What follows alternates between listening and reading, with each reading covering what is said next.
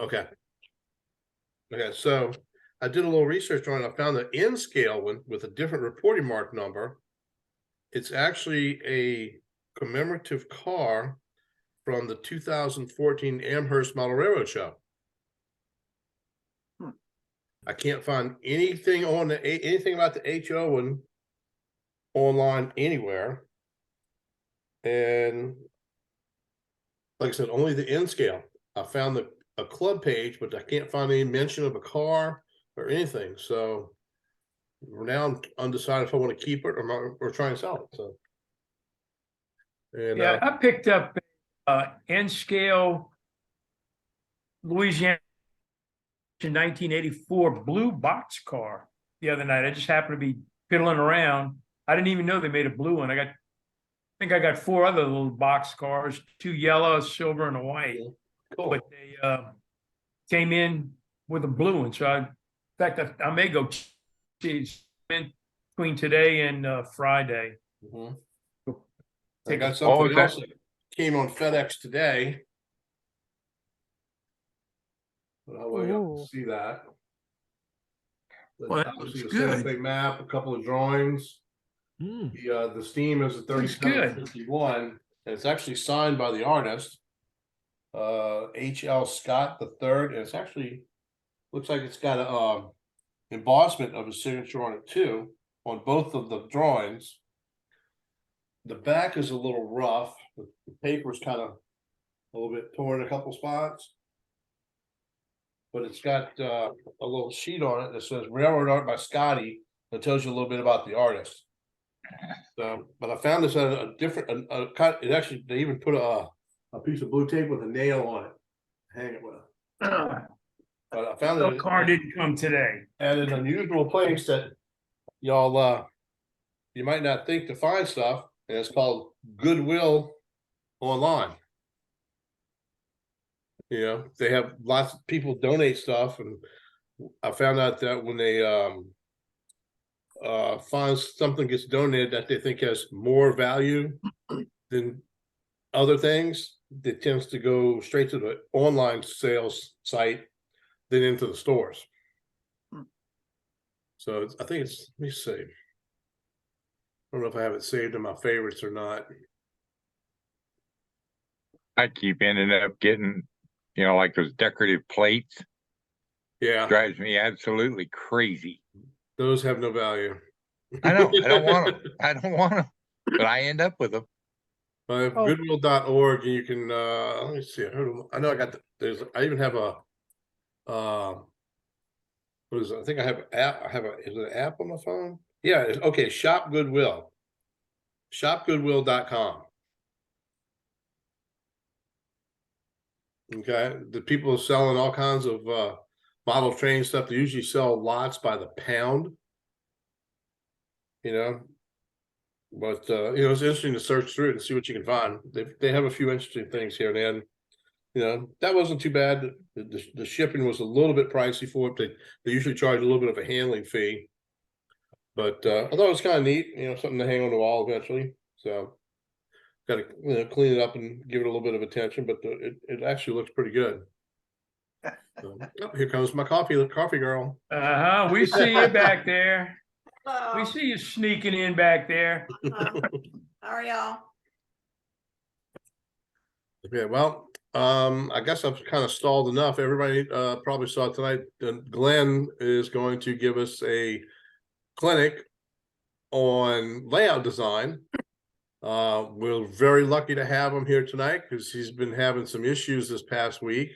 But I will let Glenn tell you about what he had done the last couple of days, and let him lead right into the to his clinic presentation. I'm gonna mute everybody except Glenn, and here we go. Whenever you're ready. Good evening. Yep, go ahead. I spent last night in Ascension Providence Hospital. I had a couple of stents put in yesterday. They said one of my arteries was 90% blocked. Kind of figured I was in trouble. I test Friday. They called me Friday afternoon and said, "Doctor wants to see you on Monday." So it kind of told me something happened. That they found something. So, but let's start this layout planning clinic. If I can remember how to do this, it's been a while. Well, we're super glad that you're feeling better and able to still join us tonight. Me too. I'm gonna share the screen here. Screen one. Obviously, if anybody else pops up, I'll let them in right away. Yeah, let's start the slideshow. If you There we go. We want, got it. Ken, maybe you should unmute guys or somehow if they have questions that we'll go ahead and address them as we go along. Okay, you want to do that? Okay, well, everybody just unmute yourselves then. This is a clinic I put together for a division meet in 2016. We had clinics in the morning and did layout tours in Pensacola in the afternoon.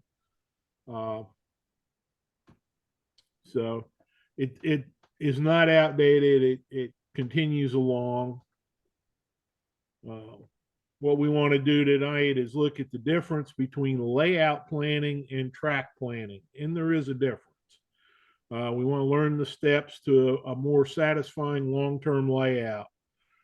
I've seen a lot of folks build a layout, lose interest in the hobby, and leave. Other folks are constantly building new layouts, and it's because they skip this layout planning step.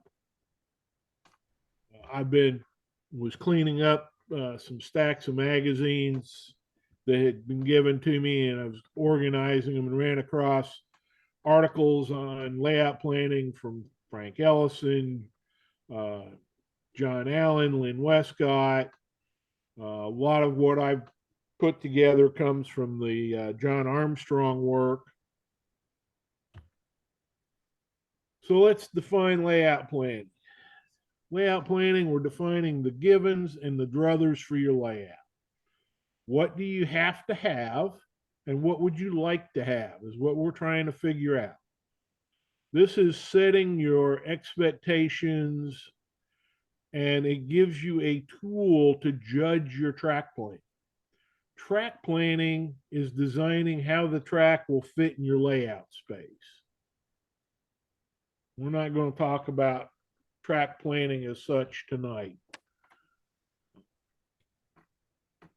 Who needs to plan their layout? Everybody does. The principles presented apply to any size layout or piece of a layout or a module. The principles apply to any scale. I've been developing what I use for a number of years. As a professional, a lot of this just was second nature to me. And then reading the John Armstrong articles and seeing what he was doing when he was working with his clients made me document it and put it on paper.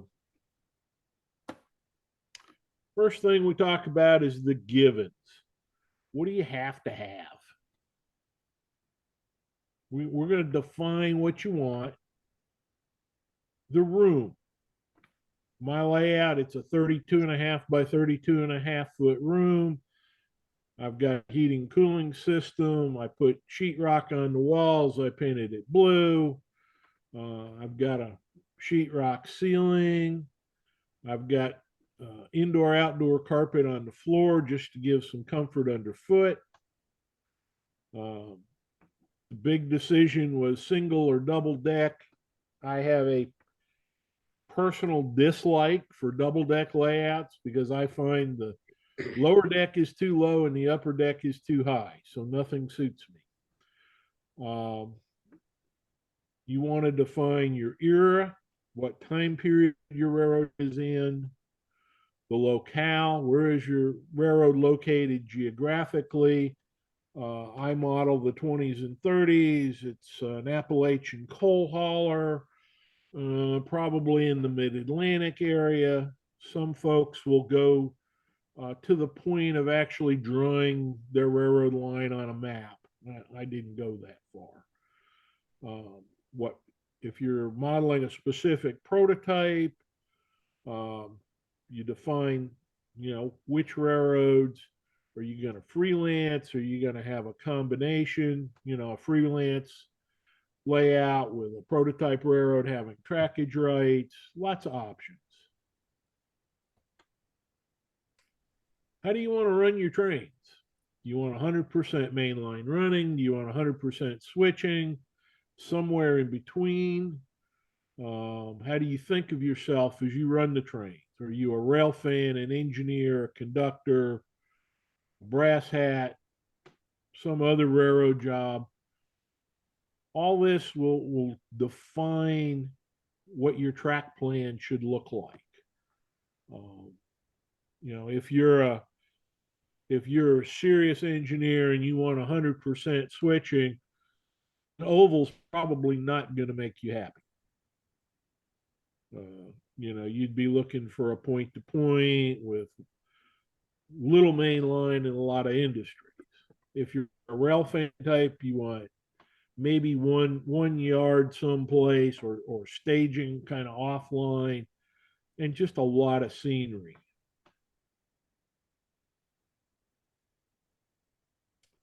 So we want to define our ruling equipment. What is the largest engine you will want to run on the layout?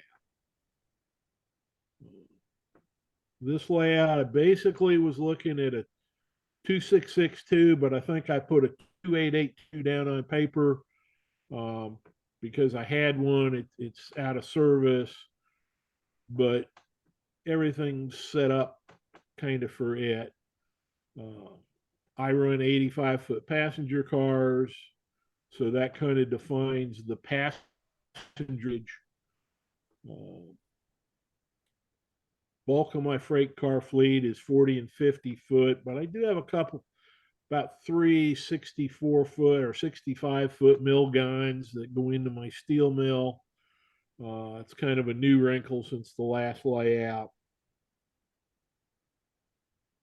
And we're defining the relative emphasis between track and operation versus scenic realism, mainline running versus switching.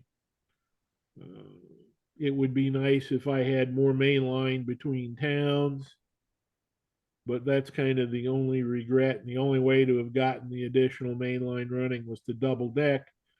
But the steel mill, I wanted it on the lower level and I couldn't figure out a plan to get it there. So we stayed with a single deck and relatively short runs between towns. What kind of trains do you want to run? How long are they? How many of each kind of train do you want? How many engines will you use on a train and how long are they? My layout, I use passenger trains, through freights. I have coal trains. Right now, the steel mill through freight's handling the ore, but I'd kind of like to break it out and run more ore cars. Local freights, and then local switchers in the yards.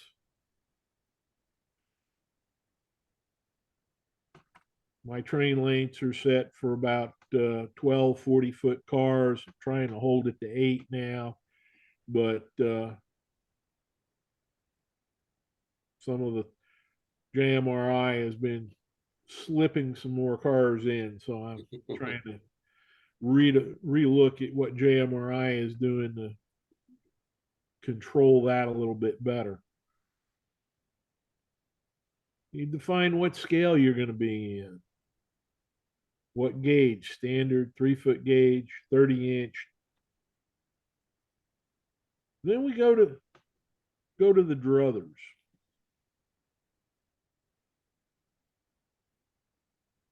These are things that you'd like to have. What are your standards for your grades? Main line, I use 2%. Now my maximum grade, I got the Stockhouse Hill over there in the steel mill is probably about 8%. Minimum inline radius on my layout is 27 inches. not in prototype territory, but very broad by model standards. I don't really have a maximum radius. I'd do something larger if I could, but you may have a preference there. I do get down, I think the branch line is down to 18-inch minimum radius. And the steel mill, I think I got some curves back there about 12-inch minimum radius. But, you know, we're talking about a 060, 080 switcher or small diesel switcher. I'm not talking about big power. Track spacing, main line, and yard staging.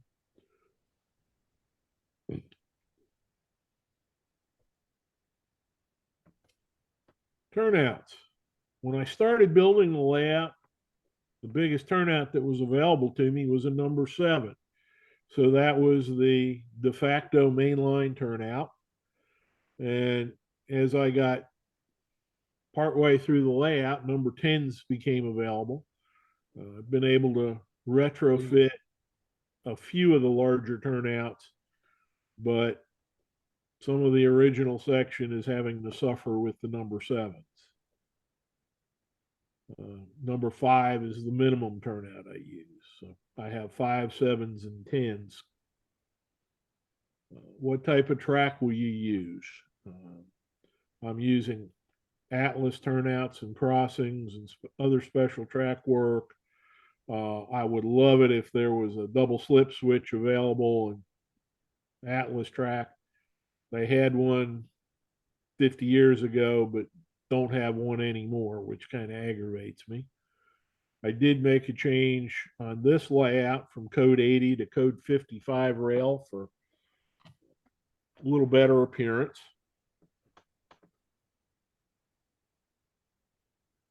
What control system will you use?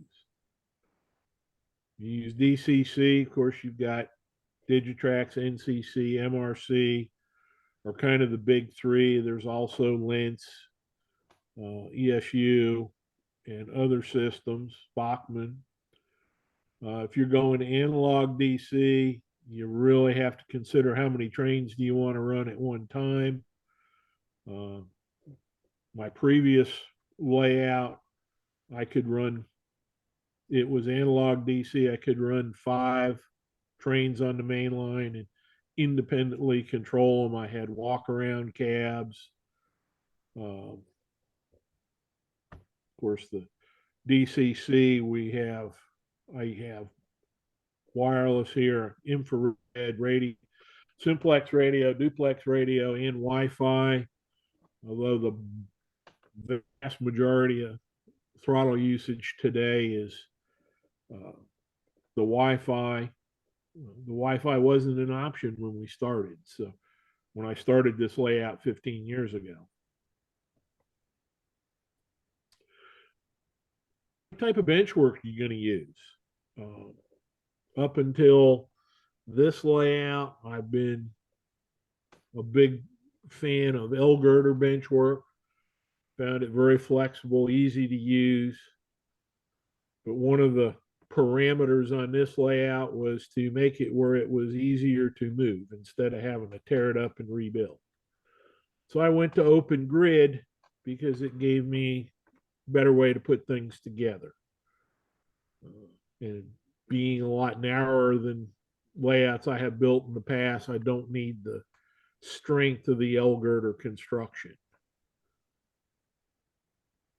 How high will the bench work be? And this is a very personal subject. Depends on your height and how you want to look at it.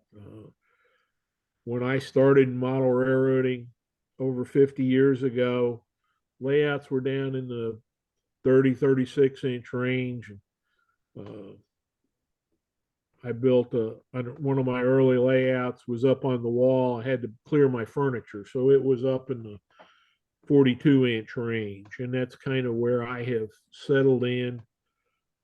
This layout, the main line is between 42 and 45 inches. The branch line and the logging line find some additional elevation.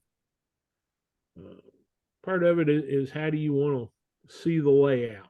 You want to see the equipment looking at it from the side, or are you willing to see more of an aerial view?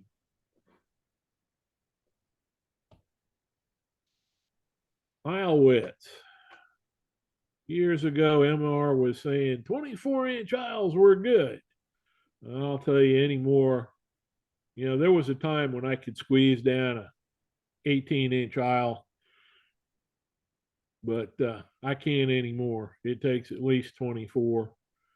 I've found a two-person aisle needs to be at least 36 inches, and to have some fairly easy movement in my operating sessions, I've gone to 48 inches. I had one aisle that when I originally built the layout was 32 inches, and there was one of my buddies, when he and I got in that aisle, we really couldn't get by each other.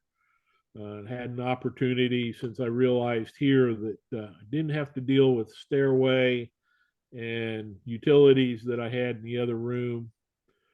I widened that aisle out to 48 inches.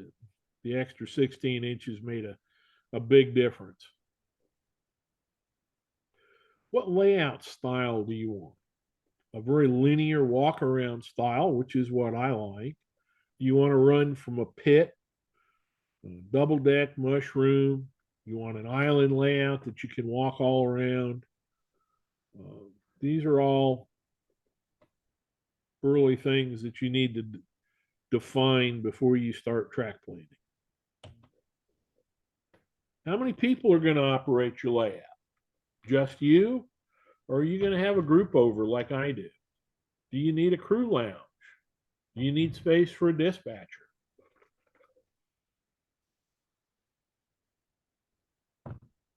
I know some guys have clerk jobs and tower jobs, and you'd have to allow for those folks as well. The one thing that most people probably don't think about is your air conditioning going to handle the load? I know here in the summertime, I've had to turn the AC fan on so it runs all the time, or add another fan blowing to try and keep it down, and I'll drop the temperature down before the session starts. And you can hang meat, but by the end of the session, it's barely still comfortable. So now you start defining your towns, your yards, number of tracks, the length of the tracks. You can look at it as storage capacity. How many cars do you want to be able to put in the yard? What kind of scenery are you going to have? Mountains or plains, rural or urban? Do you have specific scenes that are in mind? I have a high bridge across a canyon on my layout. I have several other river crossings. Do you have a particular season in mind? I have a fall scene over in the one corner of my layout. What buildings are you going to have on your layout? What industries, commercial districts, residential districts, rural buildings? And I encourage you that when you do get to track planning, that you begin to draw space for those industries in, so you make sure you have the room for the buildings. The Walther's catalog used to be very good about having the dimensions of the buildings in it, at least to give you a somewhat of a footprint. How to use your layout plan to judge your track plan. This is where the rubber meets the road. And I'll tell a little story here. I had a friend in North Carolina that wanted to build a new layout. And I started trying to get him to use this process. And one of his other buddies came over to his house and gave him a track plan and said, "This is what you need to build." So we started building it, and I told one of the other guys, I said, he'll be unhappy with it in about 6 months. Well, about dead on to 6 months, this friend came back to me and said that the guy that we were helping build the layout wanted to tear the layout up. And the problem was the track plan that he was given didn't match what he wanted to do. Now, we were able to tweak the plan some at that point and make it last a lot longer. But had he done the planning and not been negatively influenced, I think he would have been much happier. So, judging your track plan, do you have you look at your stage, if you have staging, not everybody does, are your sidings long enough to hold all of the trains you have planned? They have to have enough length, and you have to have enough quantity of them. Are they your passing sidings? Are they long enough for your two longest trains to meet? Now, my sidings vary in length, but there are a few long ones that'll take absolutely any length.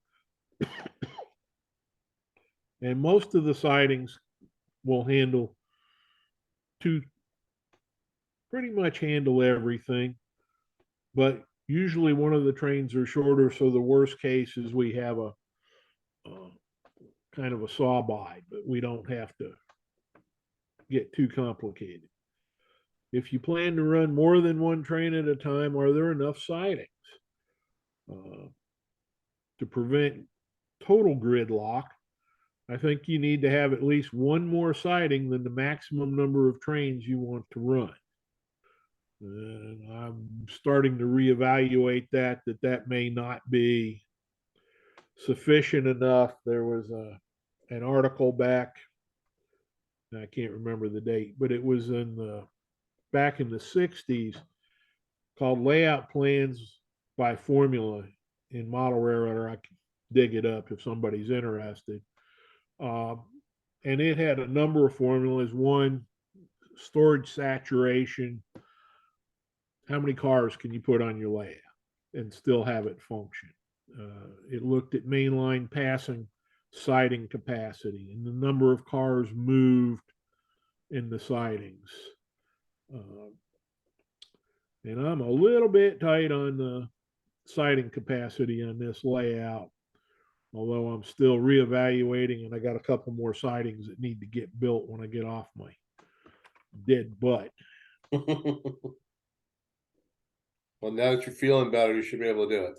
I'm hoping that now that I'm juiced back up, I'm going to start feeling a little more peppy and getting more stuff done. Cool. Scenic effects. And here again, this is something that I suggest adding to your track plan.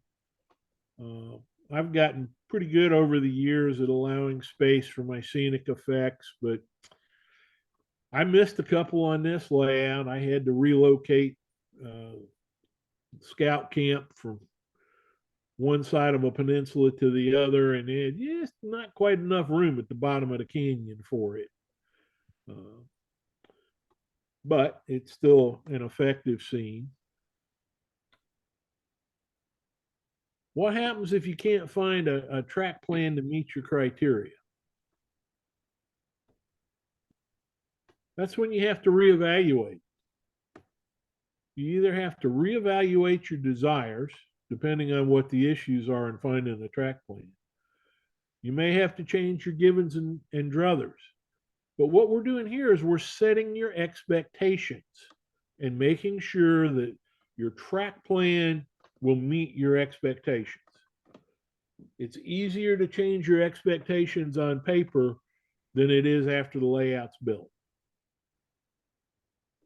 The concessions made before the track plan is chosen will help lessen or eliminate the disappointment when everything you want doesn't fit.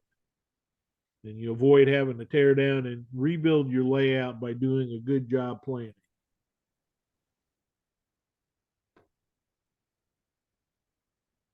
I originally developed the form for my layout in 2003. I have made very few changes to it. I made a few when I moved here because gaining a little bit of space in basically the same size room. I didn't change the givens except for the change in the room.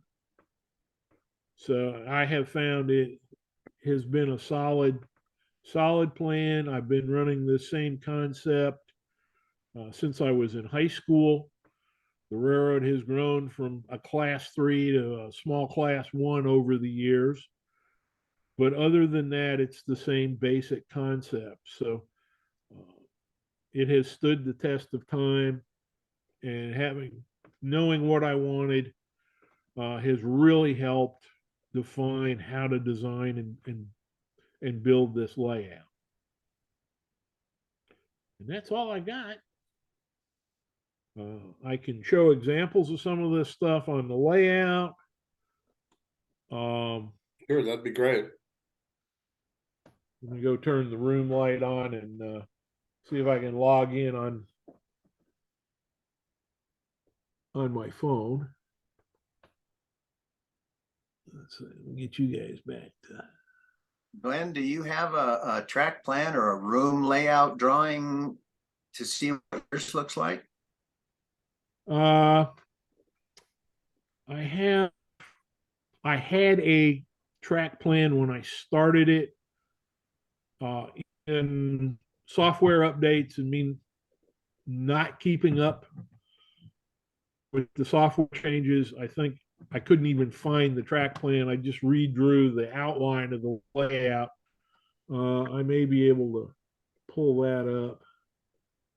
Let's see if I can pull it up and share that.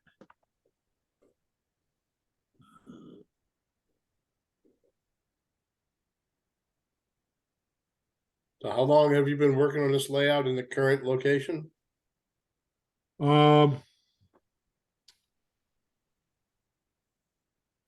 Let's see. We moved here in 2008. Okay. No, beginning of 2009 is when we moved to Mobile, but it took me 18 months before I got the house, the train room built. We were in the house, but Yeah, I know how that is. yeah, I think you have a shot at that right now. Yeah, we're making progress, getting some stuff progressing a little bit in the craft room so I can then start working in here. So I think I got it. Yeah, I'm trying to build or go the opposite direction. I'm wanting to go for a separate room building from the house. That way I don't have to move it for the doily collection and that kind of stuff. well, Well, when we're lucky. We have 2 separate rooms. Well, she's gonna have her own craft room, and I'm gonna have my train room. when we Yeah, moved, we had that arrangement here too, and I've lost half of my room. Build faster. The only correct answer at home is chest steer. see, I've lost the.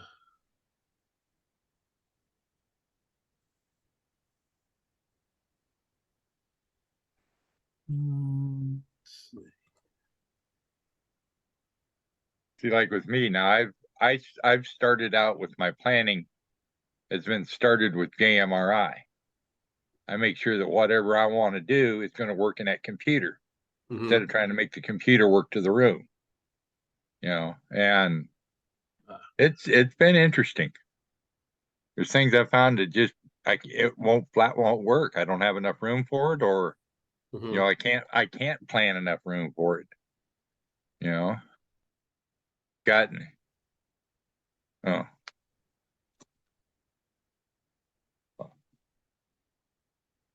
biggest collection of TurboTax I've seen in a while. Yeah, I'm trying to get the layout plan. I was actually drawing this because I want to put a valance and shelf up at the top of the door level A, so I have better lighting on the layout, and B, to give me a place to run a little Lionel. So the track that's being drawn there is actually 3-rail Lionel track, to figure out what radius curves I could get away with and not extend over, come out beyond the existing layout. So the blue line shows the benchwork edge. Now, actually, it only comes about here, and there's a temporary staging there in this area because I haven't built this part, and I don't have this wide part down here built yet. That's the two ends that I have to get my ass in gear and build. Okay. So that's farther than I've gotten. Yeah, I'm not even sure I'd do a drawing of anything. You know, I get it in my head. I pretty well stick to whatever's in my head. Hmm.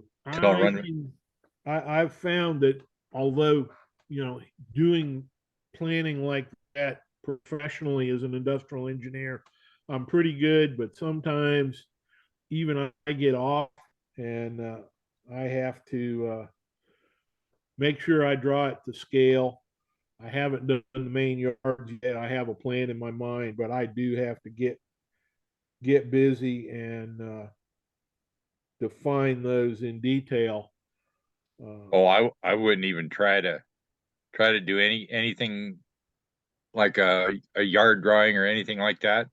I wouldn't even attempt it professionally without a set of prints. You know, now it's like on my model railroad, if I don't like it, I can take it back up. If it doesn't fit, I can take it back up. It's no big deal. You know, but if you do it 12 inches to the foot, it's hard to move and, a number 9 turnout. Mm-hmm. Oh yeah. 6 inches one direction or the other. As for me, I need to, kind of most of my planning is still in my head. I need to start getting some stuff on paper and, get a good scale drawing of the size of my room so I can decide on how wide my bench work's going to be. Honestly, Glenn, I'm kind of like you. I'm not really a fan of the double deck layout, but I decided to get what I want. Yep. I need to have one so I can have more than just a one town layout. And then with the double deck layout, I get I think I can fit probably at least 5 to 6 staging tracks under my main upper level town. And with the closet, which you've seen, I can get a good helix in the closet, to get from one level to the other without losing any space for the actual layout, like I would have done at the old house. The helix would have been sticking out into the layout room 2 by 4 feet or more.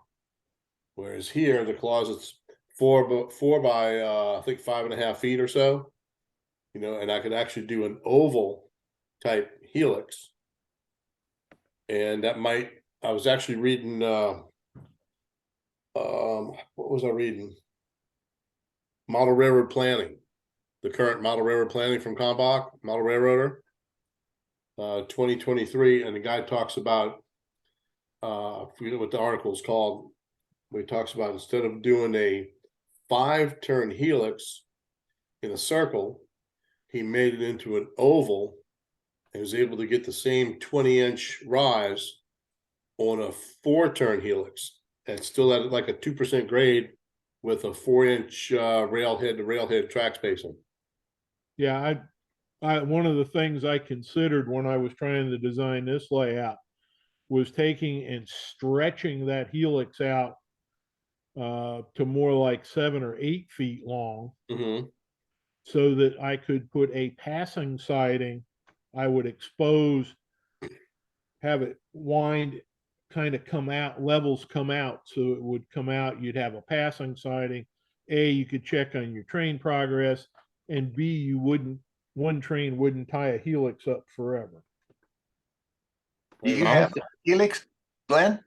Not yet. I've got it designed. I know how I'm going to cut the pieces, put them together. I just haven't had some help to. I just don't wrestle half-inch pieces of plywood by myself, full-size pieces to cut them anymore. I used to do stuff like that, but I have. But your layout is a single level. What's your helix for then? To drop down to put my staging underneath. Oh, I'm trying gotcha. to get my Yep. phone to connect, and it's just not wanting to cooperate. I don't know whether I got Let's see, I read in a book, oh, it's probably been 25 years ago. And this guy had built a helix. It's like a 8 or a 10 turn helix.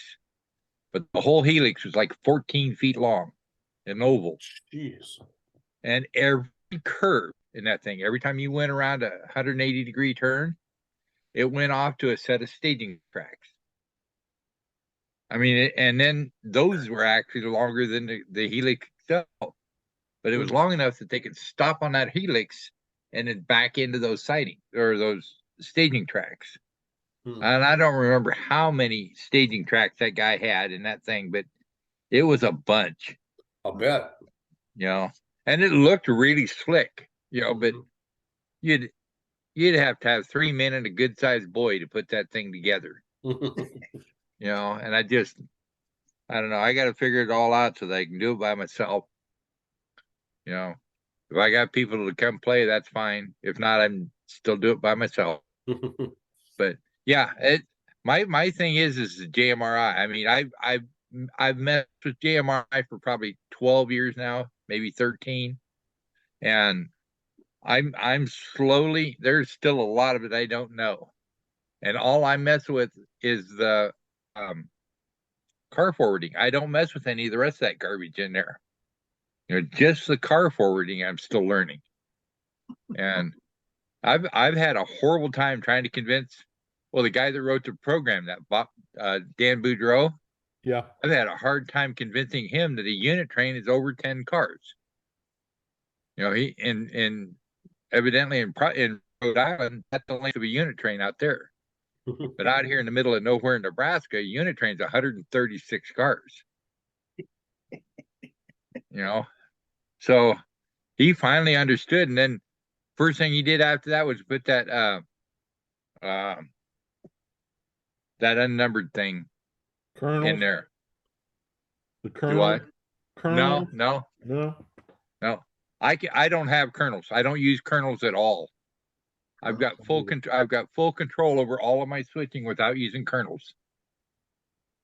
And but I also have, what is there? I counted them the other night. I've got 121 car types. Jeez. And every program I ever messed prior to that 100 was max. Like I can have a car type that says box. I have 40-foot box, 50-foot box, 50-foot plug door box, per diem box, you know. And if all I want is per diem boxes, that's all I get. You know, it works out pretty good. Kind of crazy at times, but it works out pretty good. Yeah, I found that the AAR codes are sufficient. I've had to create a few specials for me, but predominantly using the AAR codes has worked well. I don't even begin to know what AAR codes are. You know, I use a descriptive code. I have flat, tank, hopper. Let's see, flat, tank, hopper, box, caboose. That's it. You know, just I've got five or six primary, you know, cars or types, and then I break it up after that. You know, Just descriptive type. Yeah, I go in with my coal trains. Every coal train, all you'll ever see as an operator is hopper. You'll never see the rest of it that goes with it. But I can pull into a yard with a unit coal train. Say I had NPPD hoppers on there. That's what that is. That train will always stay NPPD hoppers. Nothing else will ever get added to it unless I allow it. You know, so it's it's interesting. You know, I've got Mhm. every car type I've got more cars in a particular car type than what my trains will consume. Now, Matt, do you use any kind of like let's say selective compression for the length of your train instead of running a 136-foot train, which although it sounds like you can, do you use use like maybe half of that or a quarter of that to represent a train Train, that long? train lengths are 25 to 30 cars, and I haven't figured it Yeah. out yet. And it's gonna be The, like my grain hoppers. It'll be like 25 of those or 30 of those. okay, That'll be the max train length. okay, on the crescent lines, back in Metairie, and I don't know, Tommy, you know this. I know Ken Goday and I talked about this, and what he says, the selective compression is that like on a crescent line train, each car, say 40 or 50-foot freight car, actually represents like 5 cars on a train. So if you're running a 25-car train, that like represents a 100-car train. Oh, You know, so it's kind of like No, the selective compression of a train. no. It's my trains are my trains. Whatever they are, they are. Like I said, it's still just running 20 or 25 cars, but you know, like I said, one car will kind of like represent, you know, 4 to 5 cars because of the, the the length of a layout you need to run 100-car train is pretty big. Well, the thing is, we don't have on model railroads, we don't have big enough curves Right. to run that big a train. You know, 25 to 30 cars. If you put 25 BN grain hoppers on a track in a single train and let it, that's a good looking train. It is. Yes, I I agree. mean, it doesn't look too long. It doesn't look too short. Now, if you think about it, it's short, but it doesn't look that way. No, I've And got most of I've got a piggyback train that I run like when we have open house, and it kind of represents the Santa Fe Super C, the hot shot piggyback train between Chicago and Los Angeles. I've got 3 SD 45-2s pulling it, with one of them, the lead unit being one of the bicentennial Santa Fe locomotives. I've got 13 85 to 86-foot flat cars with trailers on them, and a caboose, because the time frame is like 1976, but he still ran cabooses.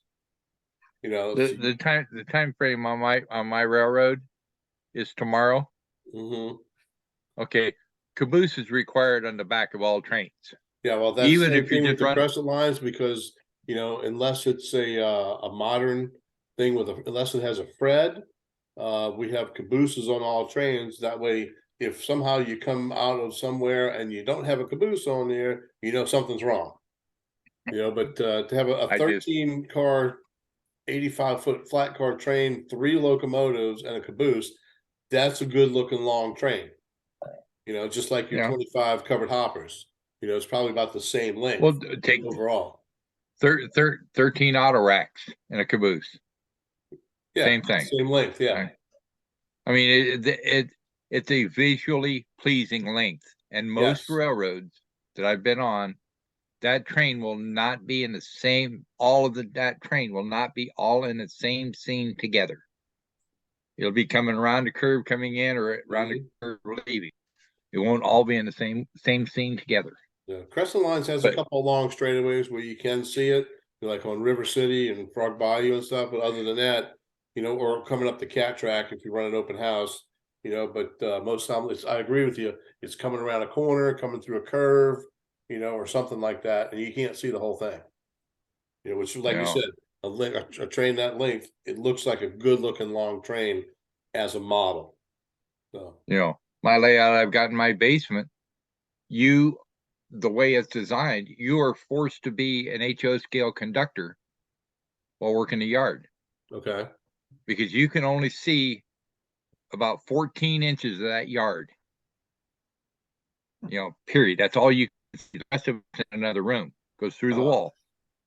And you can't walk, you can't take your list or your car cards or whatever you want to use. You can't take them and just walk down there. Oh, there's my car. Oh, it's over here. No, you got to pull the whole stupid track out to find your cars. And that's the nice thing I found about JMRI. Everything I want is on a particular track. I don't have to go, hunting through, 5 or 6 yard tracks looking for what I want. Mhm. But it's all on the same track together. I can pull the whole string out and just start switching from the back end. And as I switch them, I only shove them in as far as clearance point is, kick my cars out, shove the clearance point, kick cars out. And then when it's all said and done, my new train's coming out of my staging, out of my staging into my yard. The program will only be the number of cars that I have track length for. You get it to work, Glenn?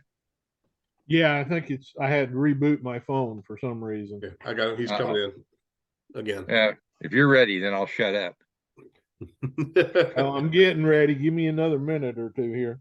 But, and I have never, that's one of the things I've learned with this is I do not have any track that overloads it. I mean, it will go from clearance point to clearance point and no more. That's all it'll let go in there.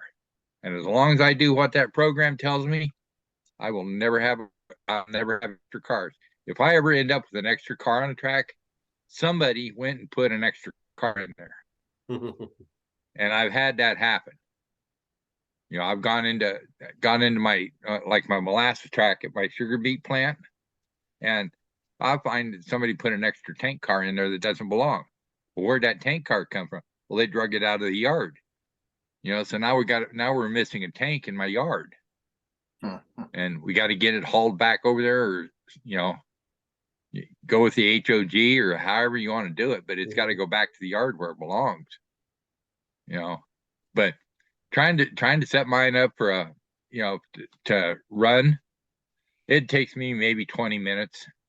All I do is, depending on how long it's been since the last time I ran, I just print out my industry or town, whatever you want to call them, print out the tracks, the locations, and I just go down this particular industry, and these are the cars that are there, and I'm done with that one. And then go to the next one. So. Oh, now you're a set of twins, Glenn. Yeah, if I can get this one camera to swap to the other. But it's people complain about like a computer program like that, and I've had a lot of I've beat my head against the wall several times, but I've had a lot of fun with it. It's keeping track on my railroad. It keeps track of 7,040 cars. And I don't lose any of them. And no, I don't play with all of them at the same time. But I've got those, those little plastic drawers that you buy at the office supply place, that had 6 drawers in them in a row. I don't know how many of them I've got, but they're full of cars. And every so often I'll go in there and take everything out of my staging yard, take them all off, and put new cars on there. And you got this whole batch of cars that you have no idea where they come from or what they're doing. And that's thing. You never on mine. If you ever see the same car twice, in a year, you've been there way too much, and we've moved too many cars. But a session is when I go through all 7,000 cars. I don't care what how long it took.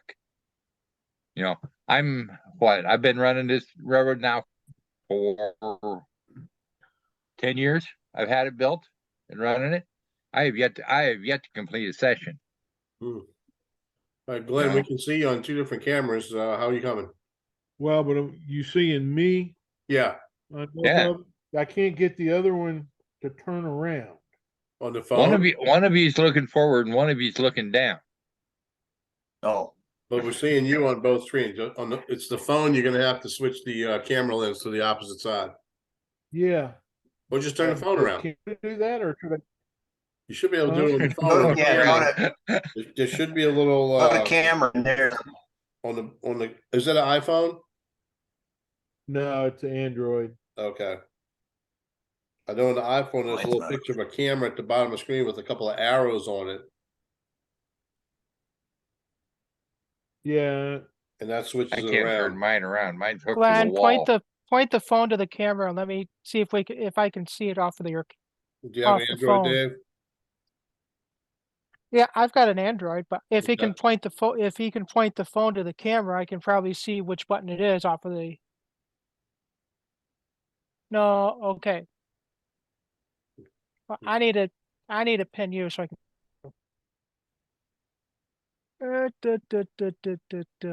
Okay, hold the phone up a little bit higher, Glenn. A little bit more. Okay, so there is no, I don't see a button on there to even push on those. yeah, but I've done it before. Just, you know, So That just doesn't- click that someplace doesn't- with, That doesn't look like the camera. That looks like pictures. yeah, that's the Yeah, share that's you screen. guys. And Glenn, if you touch those three dots down the bottom, see if that changes and gives you more options. You'll slide that across. But if he needs to change the view rod, it should be in the top Yeah, corner. but show But- cap. Wait a minute. What am I getting? That's- Wait, the three little buttons will give you more. Preparing meeting. What it's doing now.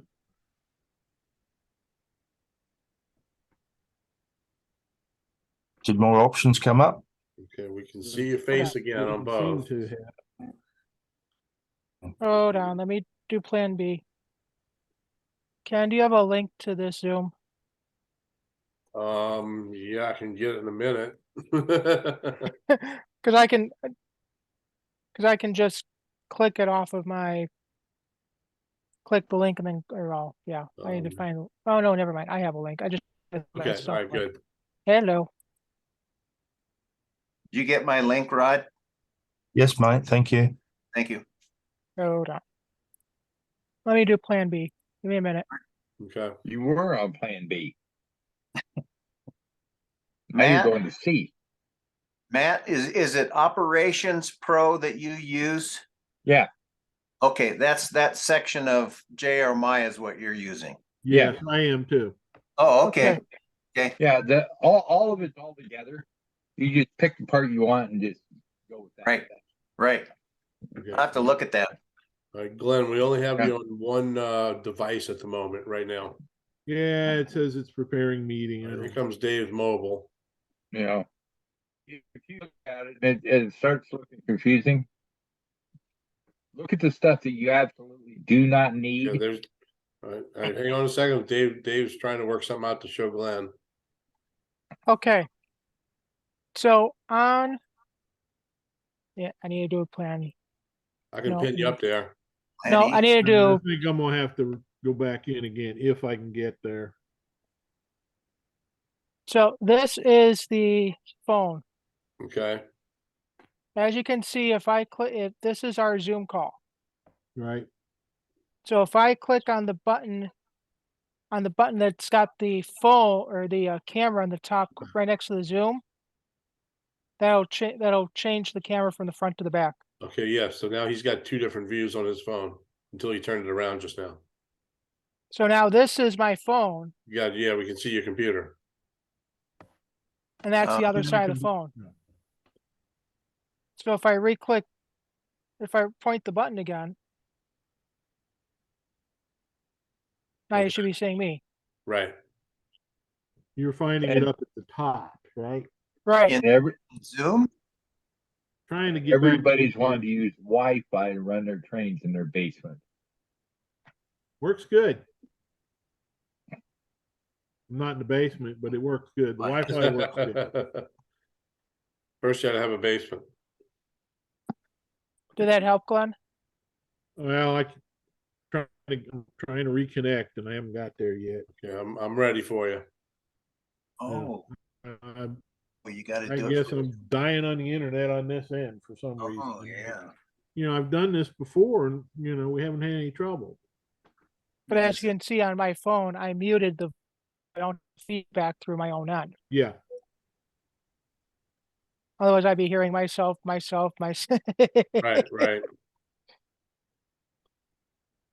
But that'll start getting feedback, which is worse. Yeah. Yeah, they were experiencing that at the show with over the weekend. I'm currently watching the April Mini Prince live stream of Mm. John, Michelle, Jennifer, all talking about their lovely adventures they had this weekend. Well, last weekend. Cool. With Did COVID. you watch John's Adventures with COVID. continuous coverage of the show? Bits and pieces. Here comes I think that. I watched it most of the day. I know when Bernard did one of his lives, he was talking to what's that guy's name? George. Bogatai. George Yeah, Bogatak? Bogota. George Bogatak. And from standing Rose. next to him was my friend Scotty, who's the Ah, guy that I'm Ah, staying Glenn with got it. He when I got go it. to Colorado. Okay. Yay! All right. All right. Say something, Glenn, so we'll see if we're getting any echo. No, he muted one, but I don't know. Okay, perfect. Yeah, that's good. That's right. Glenn, can you hear us? Talk through your phone. You might have to do Wi-Fi or cellular to get the voice to come up off your phone. You know, or turn the volume up. Phone and keep the audio on this thing open. Yeah, but in my case, I have to click We can't click hear on the you. phone on the microphone, and it should say Wi-Fi or cell data. You gotta click that in order for the sound to work on the phone.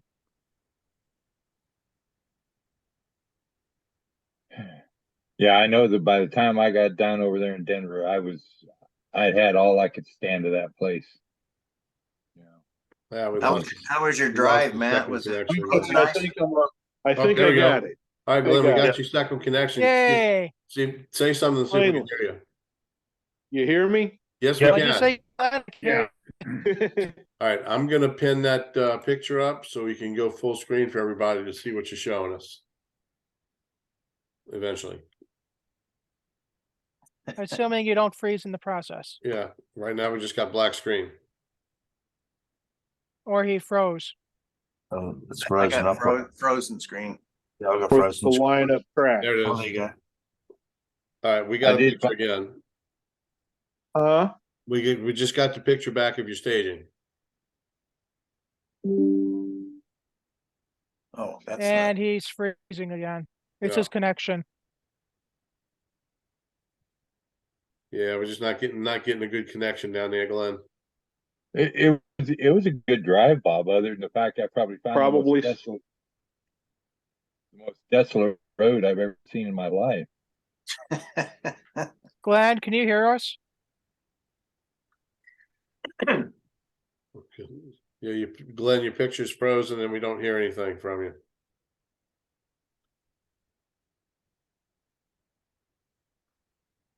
Must be too much Wi-Fi activity in his area right now.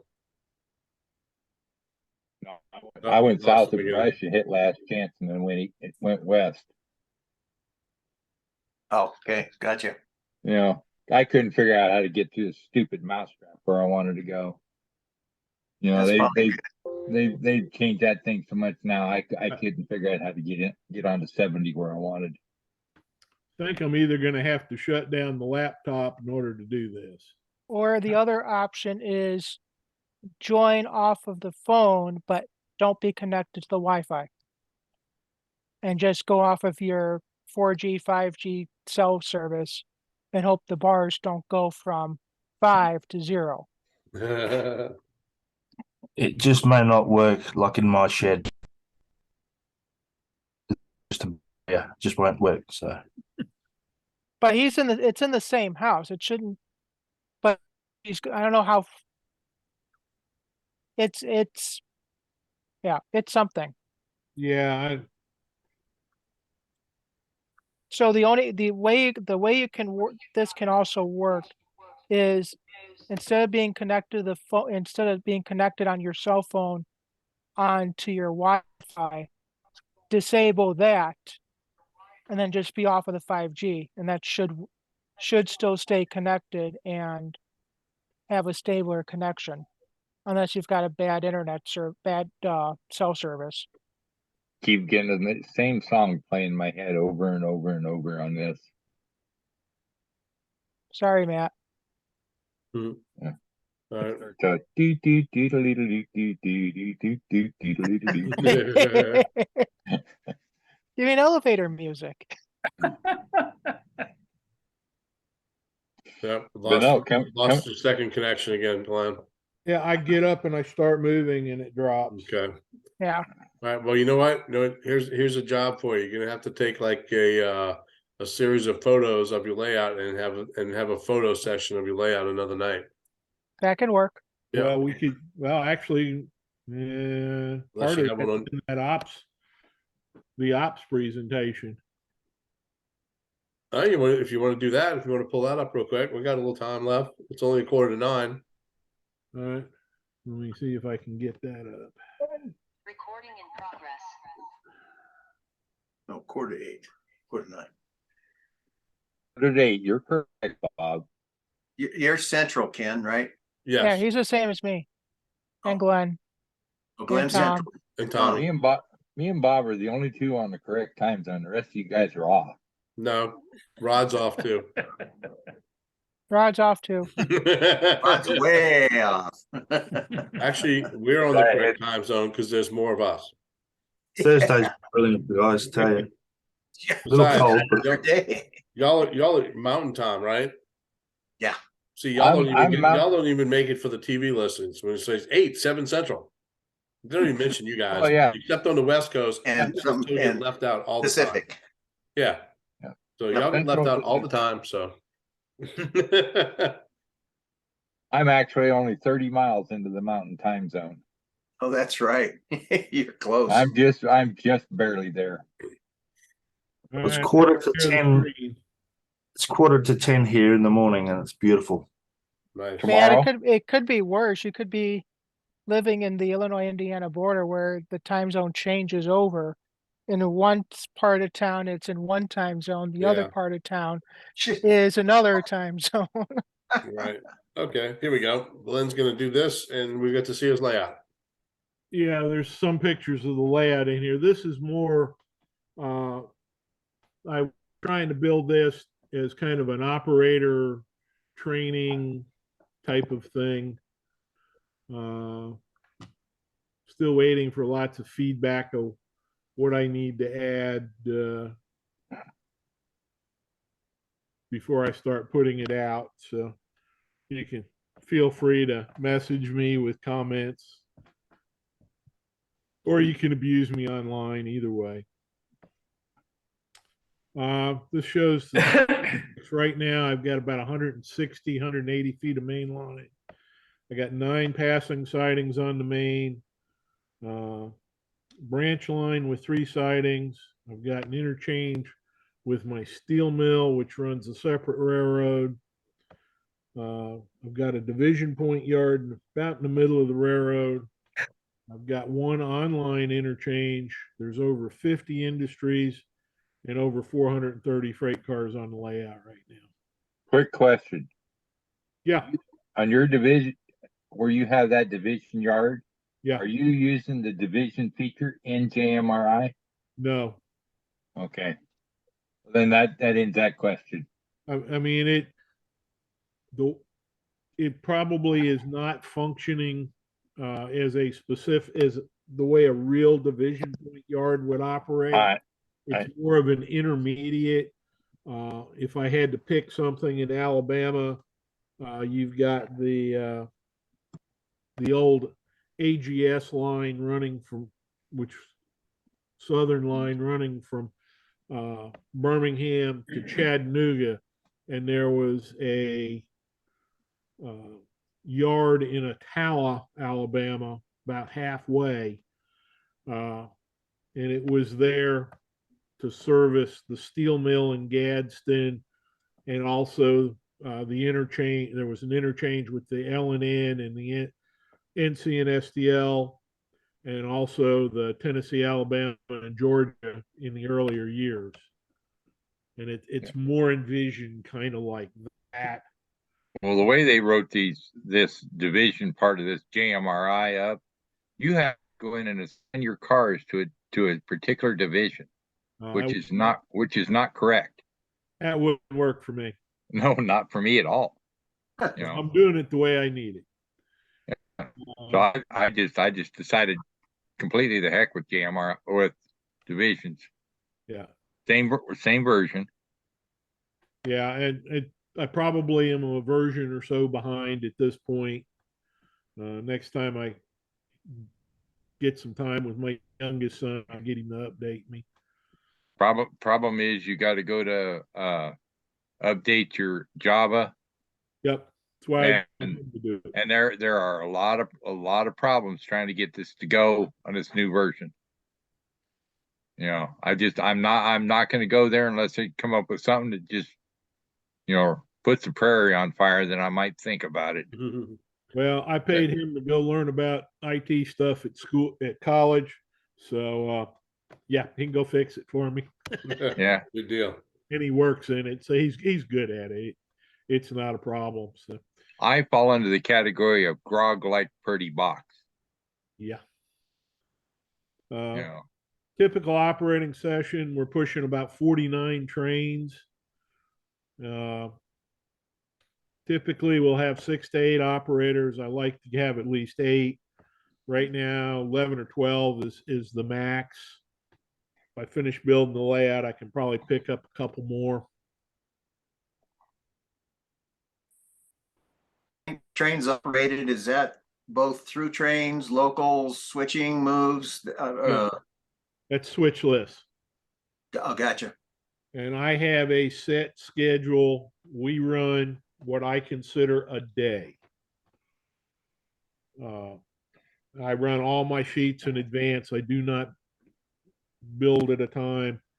So I do have to kind of watch my sequence. Sometimes that will hold us up if we get out of sequence.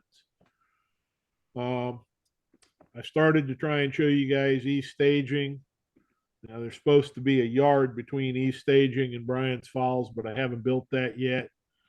I was testing the traverser concept. I like it. I still need to get the lock working before I bury it. But Bryant's Falls, Griffithville, Batesville, Perryville, which has 2 passing sidings in it, has the Perryville siding in West Perryville. Perryville services the town itself and allows the locals to interchange with the steel mill. The through freights interchange with the steel mill at the West Perryville siding. Colton is my division point yard, and it's the interchange between the main line and the coal branch. Rabbit Town has the logging line working out of it. Allentown, Batherson, and then into a temporary west staging. It's been 1, 2, 3. This is its 4th location as I built the layout. It is hopefully its last location, and I will eventually build the west end of the railroad if hell doesn't freeze over first. East staging has 14 tracks on a traverser. I think it's 5 feet long. Train length is not an issue. My local passengers, milk trains, I double up.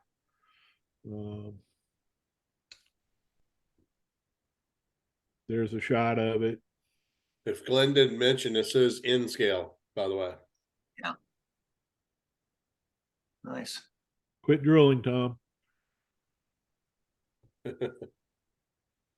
Bryant's Falls just has a little coaling dock is all I've got there. Mainly it's there to give me a little cushion to get trains in and out of the yard when I build it.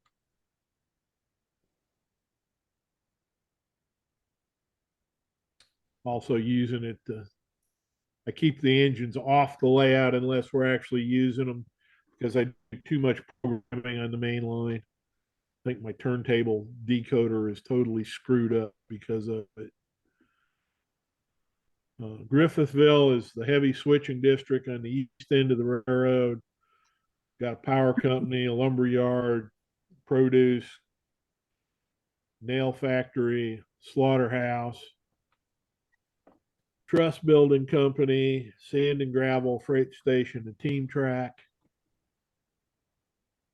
Oops, where'd it go? I hit something wrong. I got back way up. Come on. Jeez. Almost been quicker to quit and start over.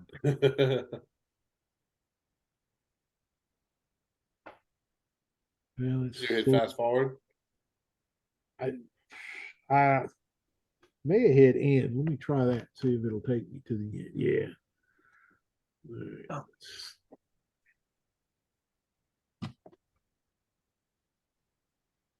Let's see. All right, let me start over. Try and keep my finger in the right place this time.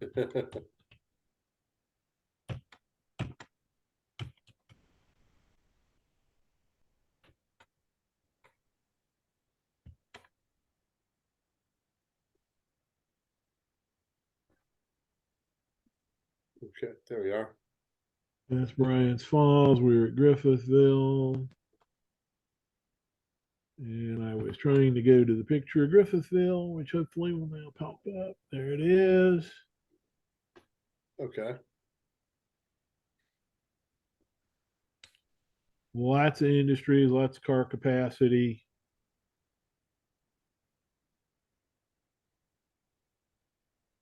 Now, Glenn, on your layout, do you have like go back for a minute.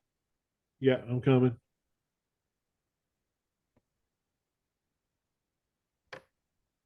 There it is. Okay. Nope. So There we go. There Maybe. you go, right there. So I'll use this photo as an example. So if someone comes to operate on that layout, do they have, like, if you are switching in that town, they have a diagram or something that lets people know this goes here, that goes there, this is where this industry is, and all that stuff. So someone new, like say if I came over, I would know that, okay, coal cars go to the like power plant in the front building, or basically like a diagram of the town that lists which industries are where. Schematic. No, there is not. At one time, I had names on the buildings. Or that's the And other as I option have- too. I've rebuilt, and in some cases, buildings are now sitting 180 degrees from the way they were on the previous layout.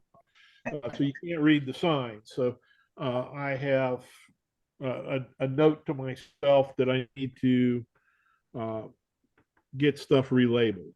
And that's another reason of trying to do this, to provide the operators so they could, if you were going to come, I would send you this PowerPoint in advance and you'd have an opportunity to study it a little bit.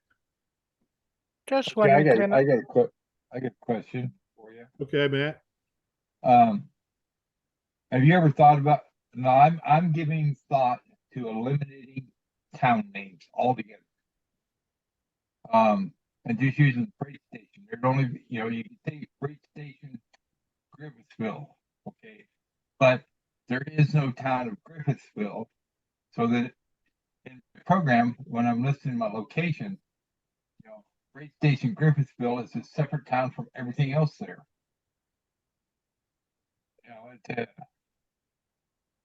I'm seeing some advantages to it, but I'm also thinking the advantages outweigh the negatives. Towns are very concise for the most part. So a lot of my sightings may only take a couple of cars. So I think making them a location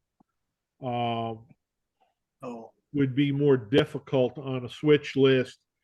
And I already have switch lists that are going to 2 pages. And I think if I broke it down your way, I'd probably hit 3 or 4 pages. The part of the thing I'm looking at is like, say a freight house that has a dozen boxes sitting in there. Everything in there would have to be correct and work nicely, I would think, would have to be spot specific. If you go after spot number 5 is where this particular car is at, and you got to put a car back into spot number 5. you know, I don't know. I see good and bad both ways, and I'm still playing with that idea. Yeah, now I do have, I'll show you some, talk about a place when we get over to the steel mill, Matt, remind me if I don't think of it. Glenn, what if Okay. you just took this slide right here and just like printed it out and put it on the front of the layout, and that would identify everything for your new operators. That's a good Just an idea. idea. That's, I mean, You know? that's someone like me, that would make, Yeah. It's got everything named, pointing to where it is currently on the layout, and it just, oh, it's right on front of the layout. Just stick that up there until you can finish your signs and stuff. That's a good idea. I will try and accomplish that before the May session. You know, and of course, you know, for each town that you have that set up where it's not labeled, you know, everything's turned around like it from what it used to be. at least so that way, at least so that way we don't keep saying, Glenn, where's this? Where's this? Where, Well, Glenn, where's this? Problem, Glenn. they don't. They just stick it someplace and I fix it at the end of the session. Well, And see, you that gotta could avoid- find that it. could avoid having to restick it. Yeah. That'll just I'd- hand everybody a copy. I'd like to, you know, put mine all into a Finn's book. It's what BN called them. I think Santa Fe called them click. Click Yeah. book, Didn't they? Yeah, BN called them spins. So Okay. I got to where I could read a spins book pretty good. You know, everything bases off the main. So if you're at, you know, Bob's Widgets, then you just find Bob's Widgets in your spins book, and then it tells you where the spots are and where the tracks are at. Mm. You know, that's kind of what I want to do. I don't like stuff hanging on the front of my railroad. Mhm. That's my biggest. Okay, my let's biggest- go ahead and let Glenn continue so we can Yeah. go finish showing us pictures. Batesville, I've got first of my coal mines. The coal mine also feeds a coke works. Got a machine shop, a freight station, team track, a livestock yard, and a building supply.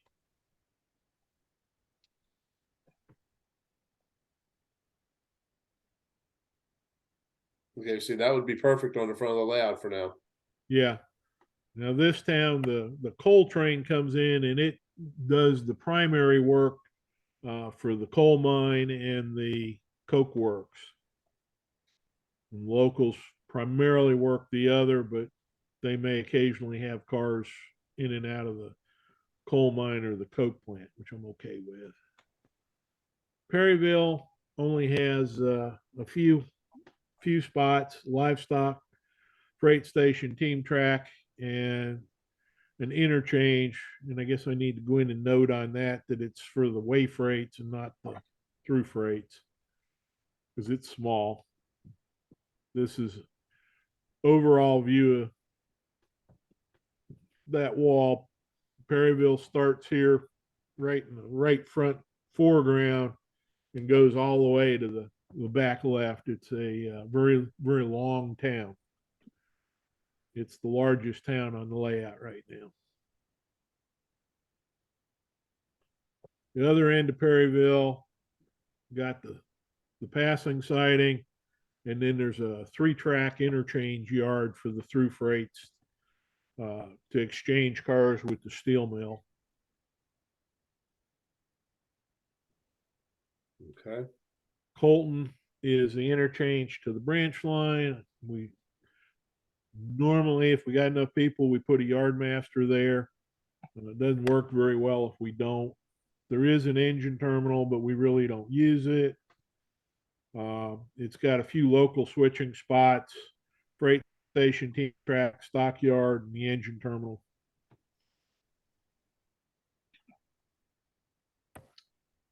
Stockyard, freight station, and team track are down at one end. Yeah, it must have been right as I was revising the track work there for the branch line, adding the crossover in the foreground. Hopefully that's the last change to Colton. I don't have any more ideas. Then we get around to Rabbit Town. Kyle Lumber is a big industry there. Got a freight station, a team track. I plan to add another industry there, but it's not there yet. Kyle Lumber has two tracks, track 1 and track 2.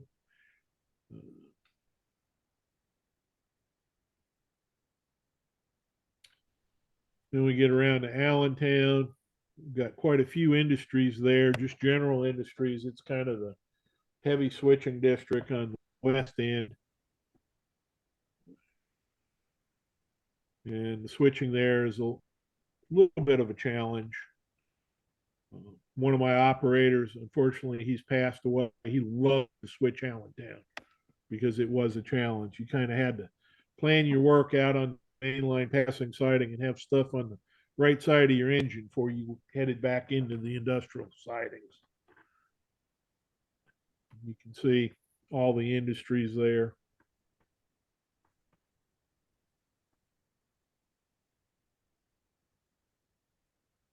Batherson is the next town.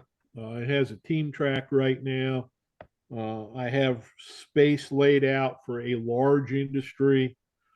Haven't built anything. There's a guy here locally that is a tremendous scratch builder, and he retired a couple years before I did. I kind of thought maybe by now he'd have gotten his layout finished with all the scratch building he was done on that and be looking for a new project. And I was kind of been saving this spot for him.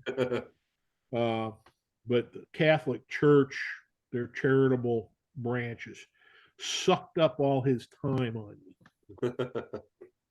I also have added a 4-track interchange just east of Batherson. And then we have what's been called the ITT track. It's for interchange cars in transit, so that the eastbound trains don't have to work the 4-track interchange yard. The westbound trains can handle it. So this is the interchange tracks back there in the corner. And then the town of Batherson is across the viaduct. And you can see I had all my old West buildings for the module laid out, sitting out there in the way, but there's a big space there with nothing for a large industry. If I end up doing something, it'll probably be a big textile plant of some sort. Well, West Staging has 11 tracks in it. It can be worked as an operating yard. I normally preset it and use it as a staging yard, but trying to get people to put their trains up when they come in has been a challenge. Why is that? I don't know. They can't seem to understand.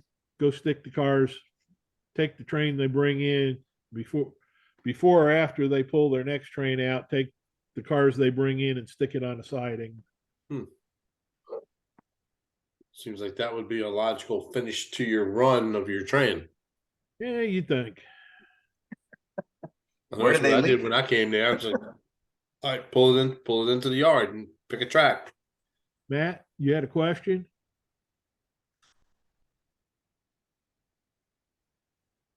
Is that the last picture, Glenn? No. Okay. Were you talking to me? Yeah, I thought you had a question. No. All I right. had myself muted. No.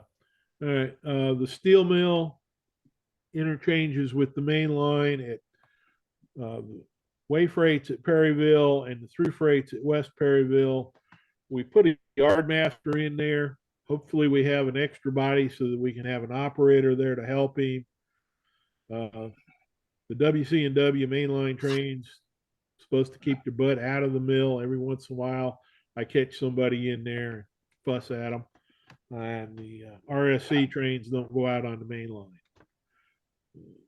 I worked for steel mill for a while, and that was the rules with the L&N. So, although for a while we used to sneak out in the yard and get stuff, but that got ended eventually. Got a lot of spots in there.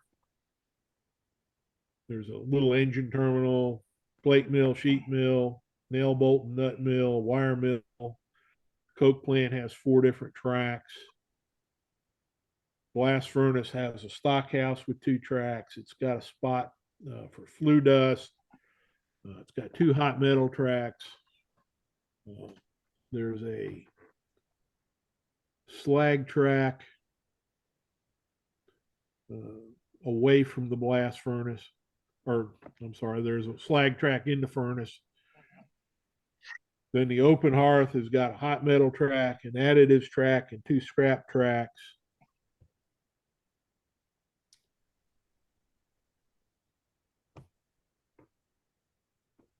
This is the kind of the east end of the mill, which is the finishing departments.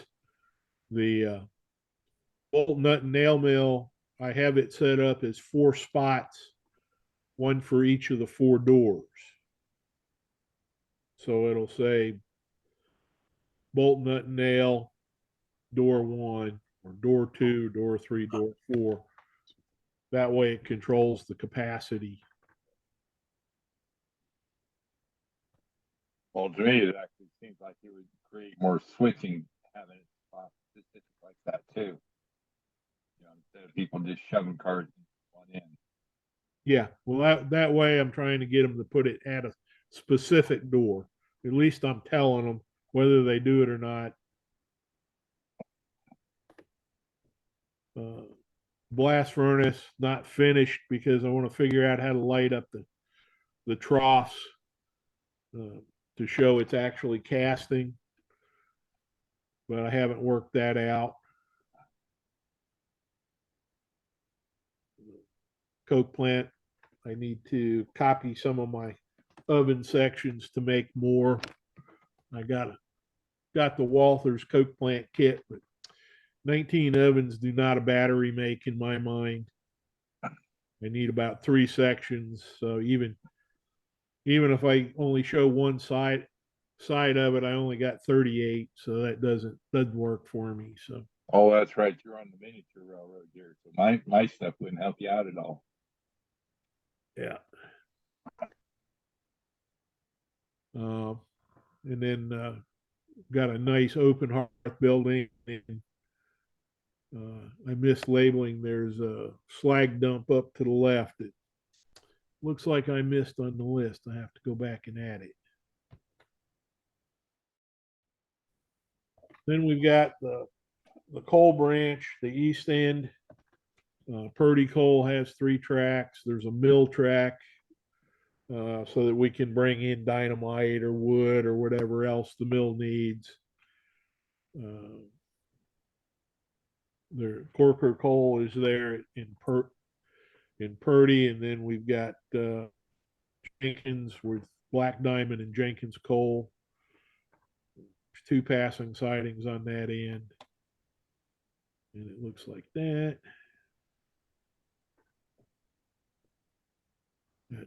That's the town of Purdy. And then we have Jenkins.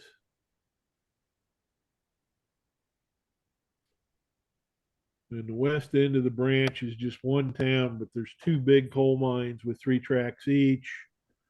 We got a mine supply, although I don't think I've turned it on in JMRI. I gotta take a look at that. Just one passing siding down there.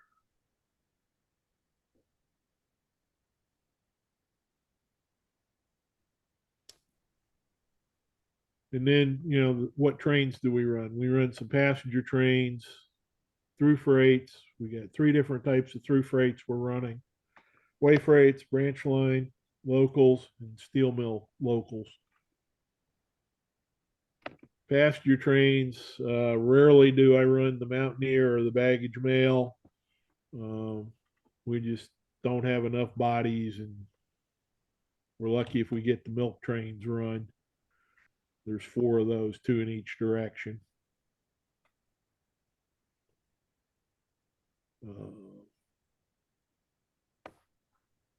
That's the plan for them. The milk trains, we kind of do that. General through freights run from staging to staging. They stop in Colton. They may stop in Batherson to work the interchange. There's 3 of those in each direction. So that's trains 201 through 206. Steel mill through freights. They stop at West Perryville siding and in Colton.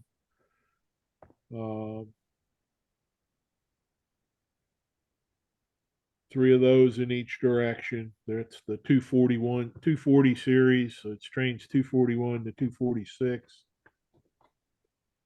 Coal trains. They stop in Batesville to work coal mine and coke plant there. Service the steel mill at West Perryville. Interchange cars with the coal branch in Colton. I think it may now make a stop in Batherson as well sometimes. There's two trains in each direction. 211 and 212 run early in the session. 215, 216 run late. Way freights are also right now running staging to staging. That'll probably change to yard when I build the yards. They'll work any of the towns. Try and run three of those in each direction. And that's my 300 series. Branch line runs from Purdy at the east end to Devine on the west end. If we got a short crew, the Colton Yardmaster gets tagged to handle those trains. There's 6 coal mines, 3 big ones, 3 large, 3 small, and it's the 400s, 401 to 408 series trains. The steel mill uses 600 series train numbers for the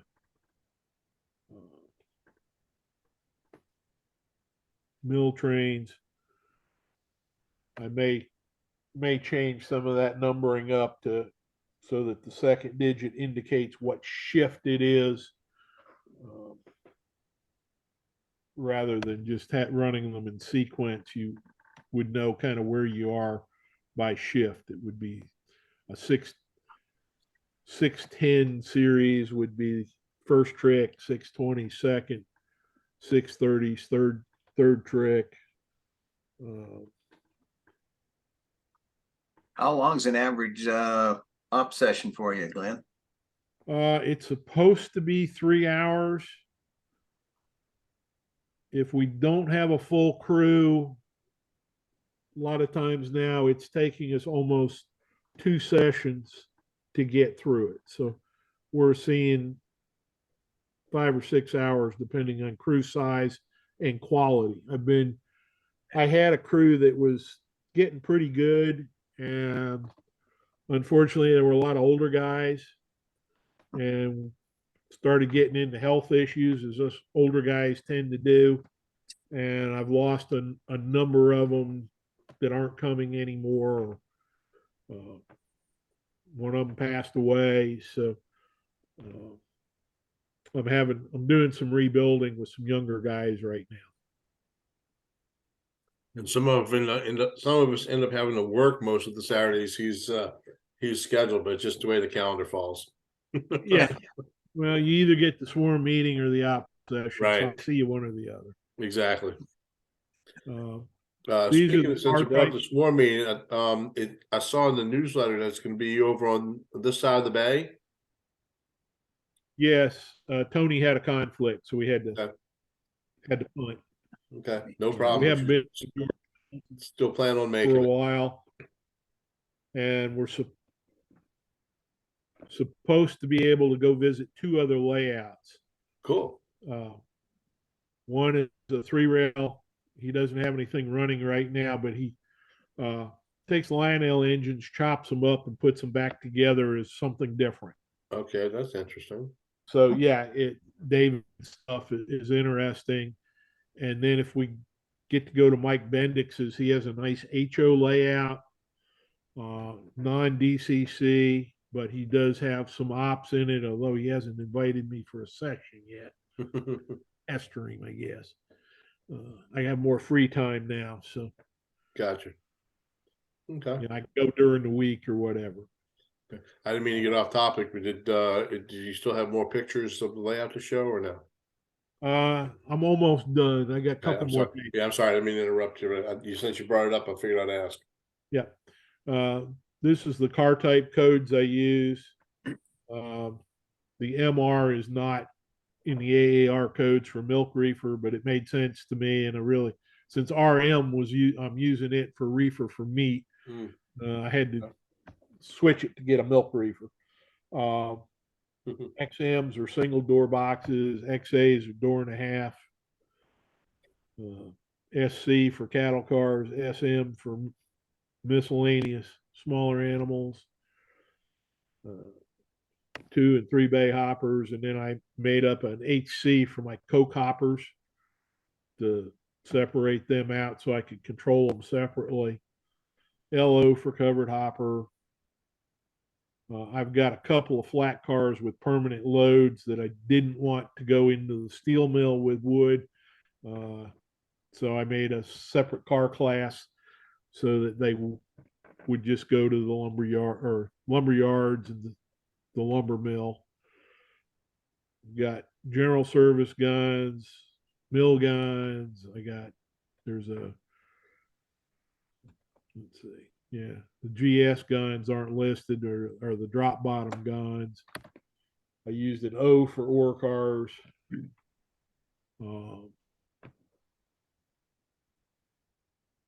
TM for tank cars. Forget what we're using for that's the single domes. Then I got a different code for the 3 domes. Does JMRI determine, or can it determine whether a car is loaded or empty? Yes. Oh, Yes, it does all that. You can actually assign it a specific load. For example,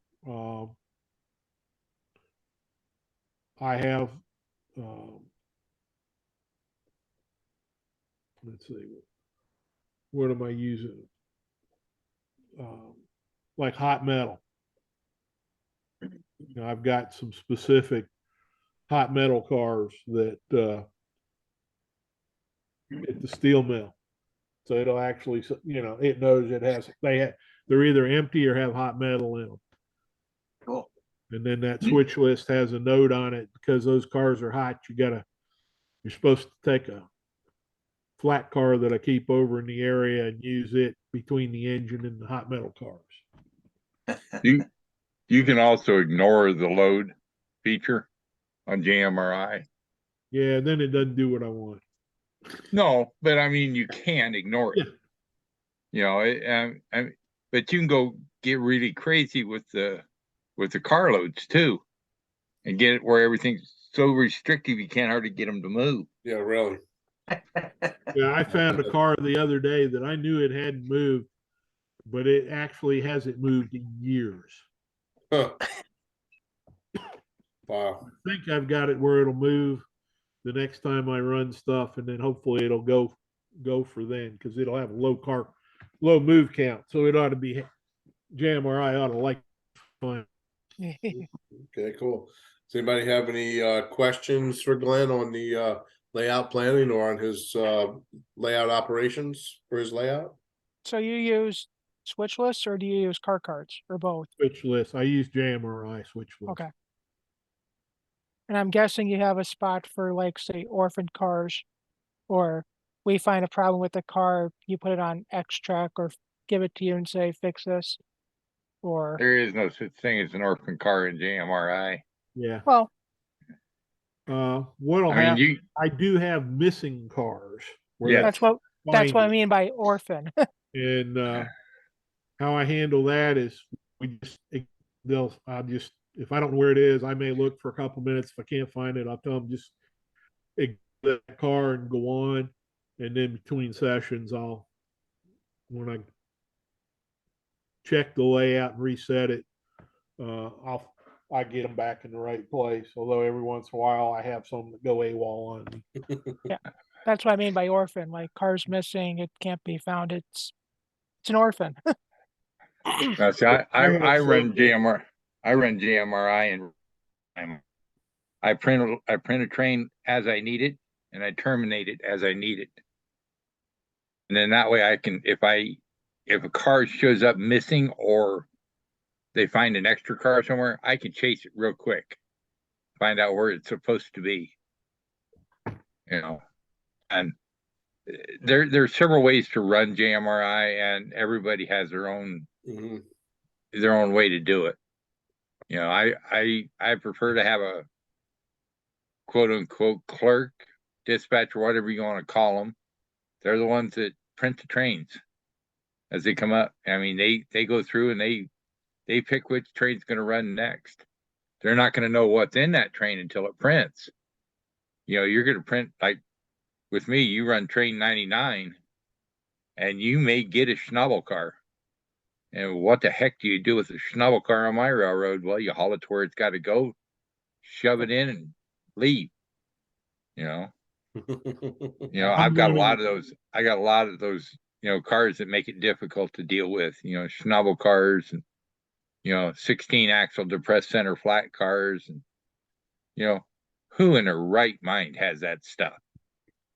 Oh, you'd be surprised. I'm thinking nobody around here. I'm not in my right mind, and I got both. That's what I meant.